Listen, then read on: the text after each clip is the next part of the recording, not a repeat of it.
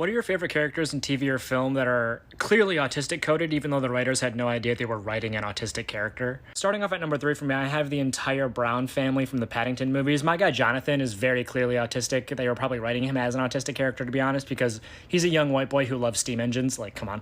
But everyone here has a unique special interest. She's an artist. He's obsessed with facts and figures about death. Judy, I think, is super into punk music. Come on. Just the level of quirk in their family, you only get that with autistic people, I swear. Number 2, we have Michelle Williams' character in the movie Showing Up by Kelly Reichardt that came out last year. A beautiful movie about what it means to be an independent autistic artist, even though I don't know if she was specifically written to be autistic in mind. She just loves her little sculptures. She's doing her thing for the whole movie. She loves it.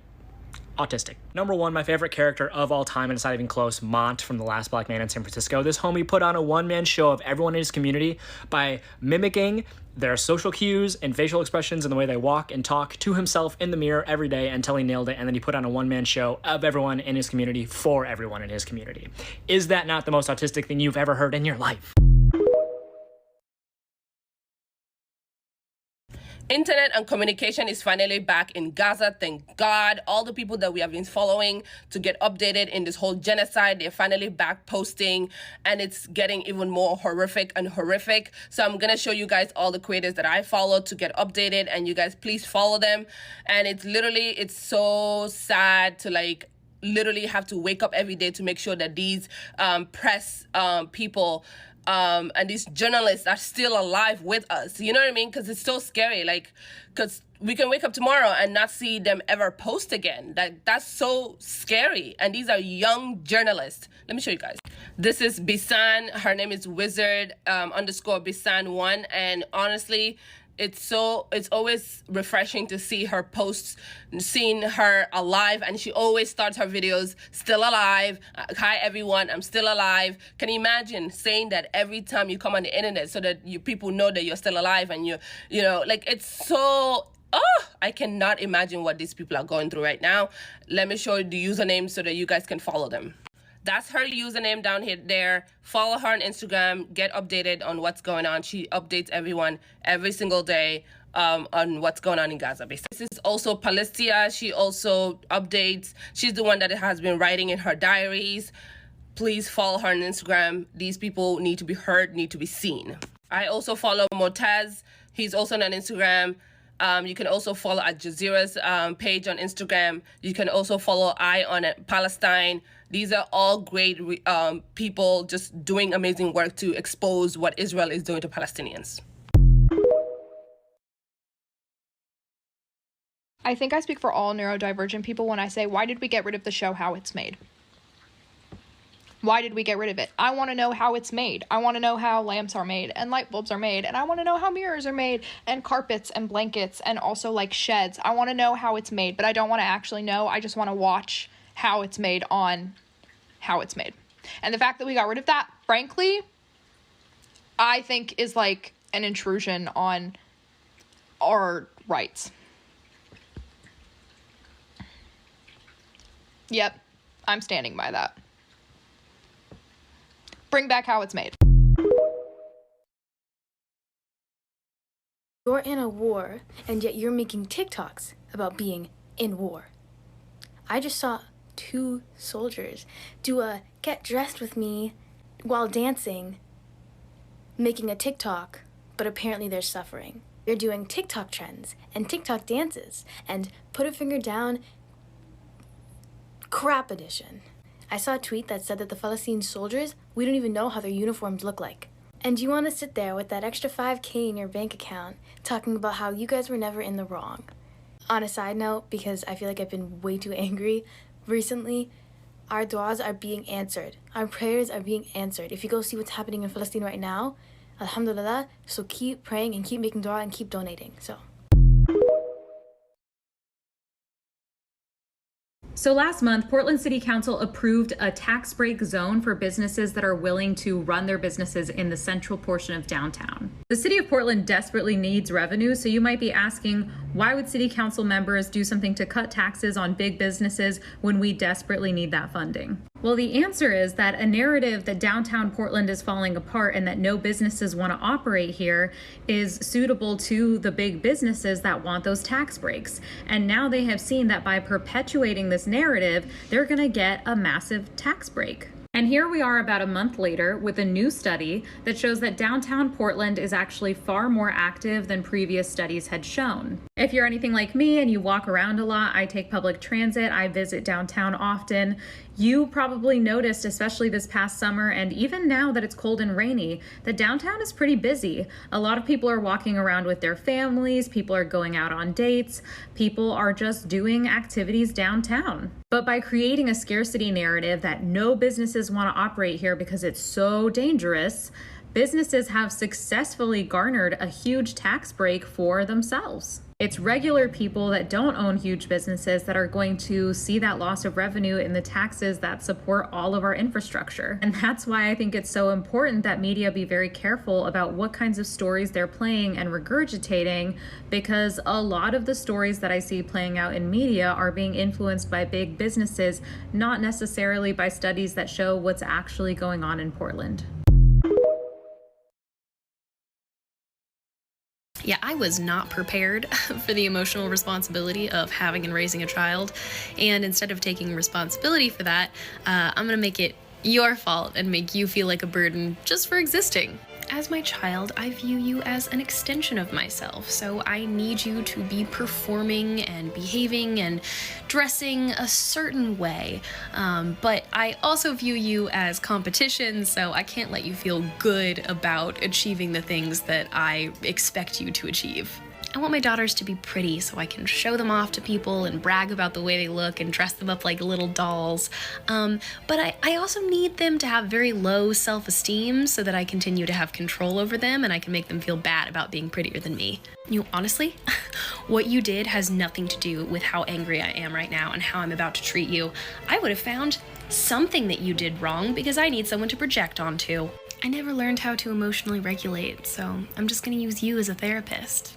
Although I do gaslight you on purpose, a lot of the times I genuinely don't remember what you're talking about because it's so normal for me to hurt you all the time that I don't even really remember it anymore. I'm projecting the unprocessed trauma that my parents inflicted on me onto you. You're welcome. I criticize your friends and ruin your plans to hang out with them all the time because I really want you to be isolated. I want me to be your only source of reality.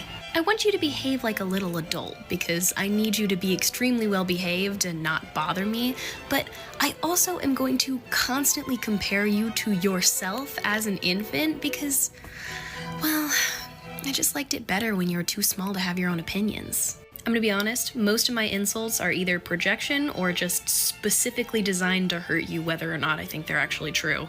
I like insulting you in the form of a joke. That way, I have plausible deniability, and if you get upset, I can just call you sensitive. Israel have literally just declared Elon Musk like an enemy of the state. Elon Musk has been under pressure for the past 24 hours to provide internet access for those living in the Gaza Strip because Israel has cut off all telecommunications. And people have been asking this of him because he did this for Ukraine. He provided Ukrainians with internet access when their internet was cut off.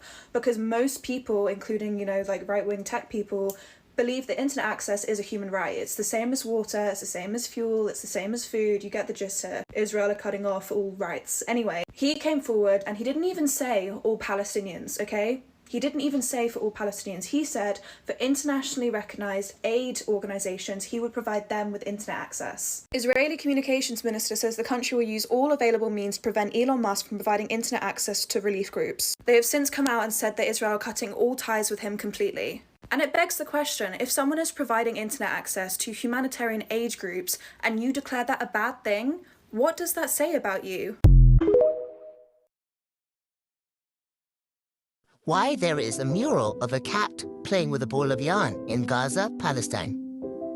This was actually made by the artist Banksy. He initially wanted to post images on his website, but said that people on the internet would rather look at cats and kittens. And that ball of yarn is actually, by the way, made of barbed wire. We get often asked to just go back to posting our regular cat content and funny videos. We won't do it is because we think that the plight of the Palestinian people and the literal genocide going on there is a lot more important to cover than our regular cat content. To all the people who keep telling us to go back to posting them, it's not going to happen. If he ever comes near me, I have pepper spray ready to go. So. If you haven't already seen that video of Haley Toch, I believe, an Indiana State student threatening to pepper spray the Palestinian man who lived in the dorm room next to her, please go watch it. In light of that video, I want to tell you guys what it was like for me growing up as a Palestinian in Georgia.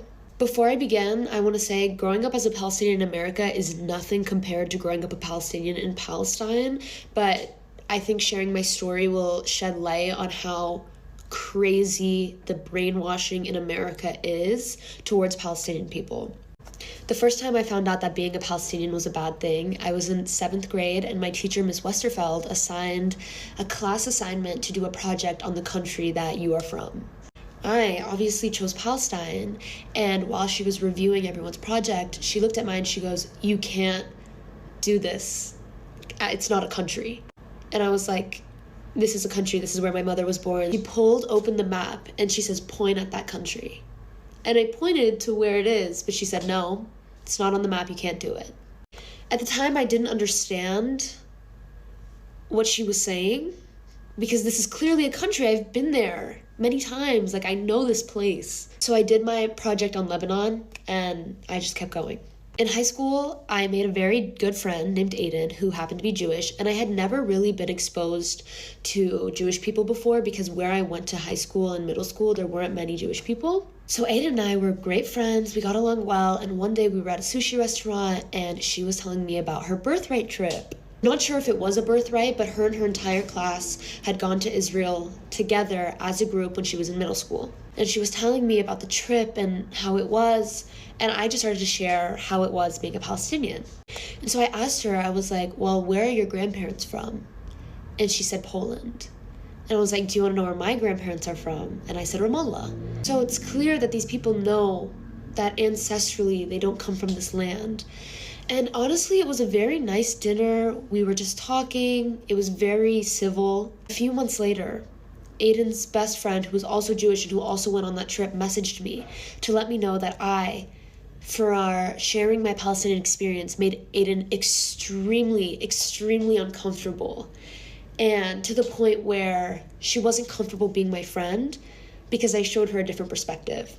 Ansley, Aiden's friend, started blowing up my phone about how we have no say. We don't get to live here. This is not our place. And I remember being so confused because these were my friends. And this whole time, my friends were thinking that the country that I belong to, the country that my mother is from, and her grandmother is from, and her grandmother's grandmother is from, is not for us to live in. And by us living here, we are being anti-Semitic towards them. A couple months later, I'm walking with a few of my friends to a concert, and one of the girls there I didn't know comes up to me, another white woman, and she asks me where I'm from, and I said I'm Palestinian, and immediately she starts trying to prove to me that we should not be here. And I just remember, like, being Palestinian means that you have to constantly fight for a right to be Palestinian, all the time. Like, I remember growing up, and every day I have to prove that I deserve to say that I'm from here, when in reality, we are more from here than the settlers are. My entire lineage is from this land. Your lineage is from Europe. I started dipping into the acting field. My uncle, who was born and raised in Palestine, sat me down and said, "For your own sake, do not tell people you're Palestinian. In meetings, when they ask where you're from, do not tell people you're Palestinian." This man wants to see Palestine free more than anything, but he knows that by simply saying I'm Palestinian, I have lost and will lose brand deals. I have lost opportunities. I've lost brand deals. And I had to make the choice in my career to tell people that I was Palestinian, knowing that that will affect my performance or my career. And that's a decision that I made. But that's something that I should have never had to make, because I am from here. That should not be a problem. That is a fact. I am from here. And that should not hinder how you look at me. And constantly being told that I'm anti-Semitic. Constantly. This girl in this video wants to pepper spray a Palestinian man because she is assuming that he hates Jewish people when he did nothing but show her respect. And no one deserves to be treated like that. That is racism. And if there was any other person that she was talking about, that would be taken as such a bigger deal than it is right now. This girl should be suspended from her college. She threatened to pepper spray another student for being brown. That is crazy. And that is the constant treatment that Palestinians receive on a daily basis that nobody cares about.